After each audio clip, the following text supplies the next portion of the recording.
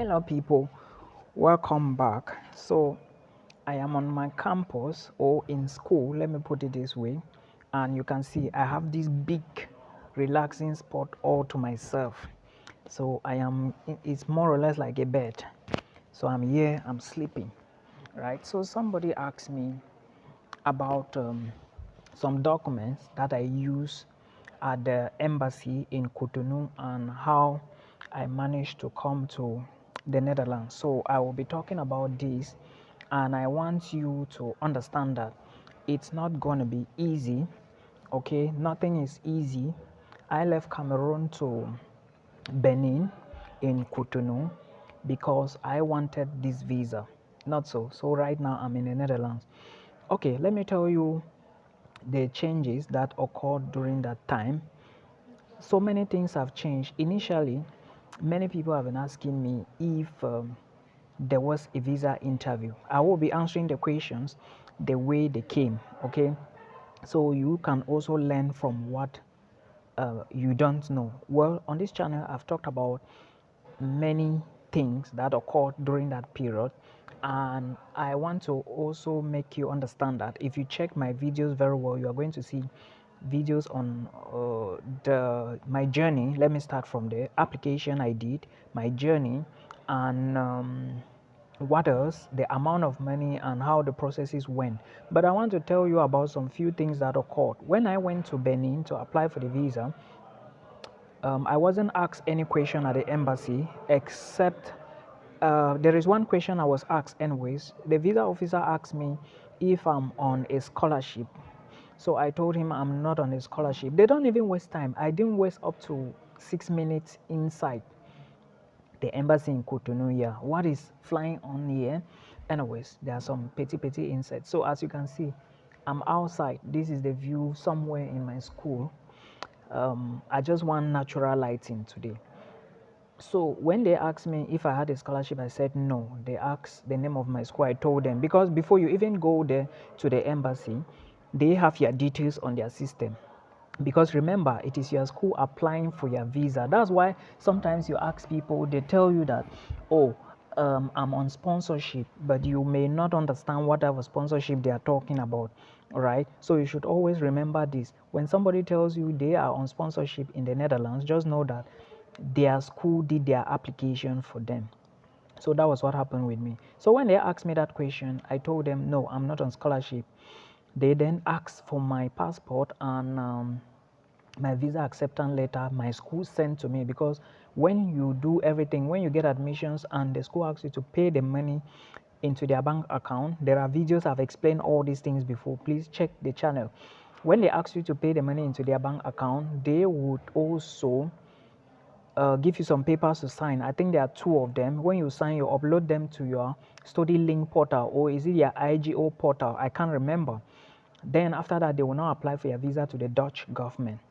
Then when the visa is ready, they will now send confirmation acceptance letter from the government in Dutch to you. Then you add it to your other documents. Then you move to the embassy. That's how it works. Okay. Now, the next thing now is to go and give that document. Then um, let me see, someone just wrote me. Okay, the next thing now is to go and give that document to the embassy. Then they should now process your visa. Mine took less than 48 hours. I think I got my visa in 47 hours. That's, let's just say, 2 days, right? Because I posted this on my Facebook one time, somebody was trying to argue with me. Well, I went there and met people. Even the hotel I was staying in Benin, there was a Cameroonian inside, but I left Benin before him. He went before me for more than 4 days. Then I went and met him. Then I left before him. So something happened. When I reached Benin, I received an email saying my appointment has been cancelled. I didn't understand anything. Then I went to the embassy on Monday. I traveled and I reached Benin Saturday evening. I received that email, went to the embassy on Monday. They never asked me anything. The only thing they said was if I have a scholarship, and I said no. They now asked those documents and I gave them. Then they said my passport photograph is not the best. So all of us, we were four, myself and three Nigerians on student visa and one Nigerian on visit visa to Luxembourg. All of us got visas. but we had to go back to another photographer and change it. Now, this brings me back to, if you are going to apply for anything like a visa, right? If you are going to apply for anything like a visa at the Dutch embassy in Benin, Cotonou, you should pay attention to the dimension. Make sure you go to a photographer, because I spent money double trying to get, I didn't even know anybody there. Of course, we didn't know because we were all visitors, right? So try to pay attention to the dimension of the pictures. It's very important. Then when we submitted on Monday. Then on Wednesday around 11 a.m. we submitted close to like 1 p.m.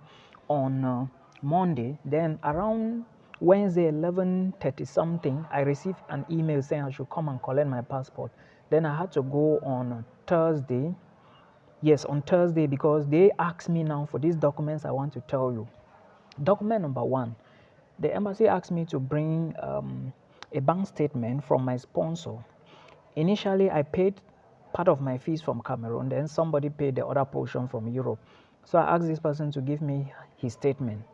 Now, what the visa officer told me was that they are just looking for it in case anything is about to happen. They should know that somebody is somewhere who is going to stand in for me to give me money or some things like that. But remember, I still have money with the school that they had to refund to me. I'm still waiting for my bank account to be set up. In fact, I think very soon I'll receive the details, then the school will give me back. I've explained all these things. Go back and watch the other videos, please. So they asked for my sponsor's bank statement, my sponsor's international passport.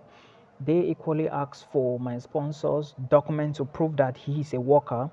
Then I also told my sponsor to add pay slips. So he gave me 4 months pay slips, his bank statement, his passport. Is a citizen in Europe anyways. I don't want to go into those details. Then there is one document lacking. His passport, his contract, his pay slips. There is one document lacking. I think a signed agreement, something like that. Then I went and I gave them. They gave my stuff. But for the other people, I also told the other, because among 4 of us, I was the first who got it, right? I left Benin that same day I collected. Then then I told the other people who were together to do same.